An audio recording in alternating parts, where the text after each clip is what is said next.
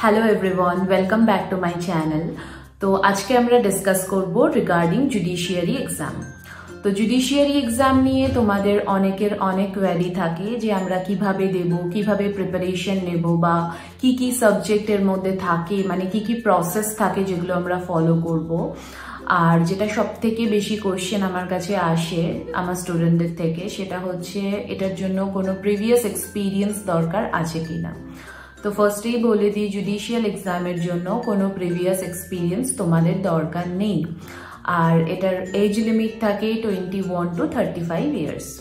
তো তোমরা simply LLB complete করার পরে, সেটা 5 ইয়ার কি 3 ইয়ার, যেই এলএলবি কমপ্লিট করো, তোমরা এআইবি এক্সাম দেবে। তো এআইবি এক্সাম কমপ্লিট করার পরে তোমরা জুডিশিয়াল এক্সামের জন্য প্রিপারেশন নিতে পারবে। স্টেট ওয়াইজ এক্সাম হয়, তোমরা যেই স্টেটে থাকো সেই স্টেটের ওয়াইজ তোমরা এক্সামের প্রিপারেশন নিতে পারবে। তো এই এক্সামের মেইন 3টে পয়েন্ট হচ্ছে প্রিলিমিনারি এক্সাম, যেটা ফার্স্ট হয়, তারপরে মেইন এক্সাম, লাস্ট হচ্ছে ইন্টারভিউ প্রসেস। তো প্রিলিমিনারি এক্সামে বেসড অন এমসিকিউ কোশ্চেন থাকে, এবং এইটা ক্লিয়ার করার পরে তোমার আসে মেইন। তো মেইনে ডেসক্রিপটিভ কোশ্চেন্স থাকে, যেগুলোর অ্যান্সার তোমাকে করতে হবে, জেনারেলি যেগুলো ব্রড কোশ্চেন্স থাকে।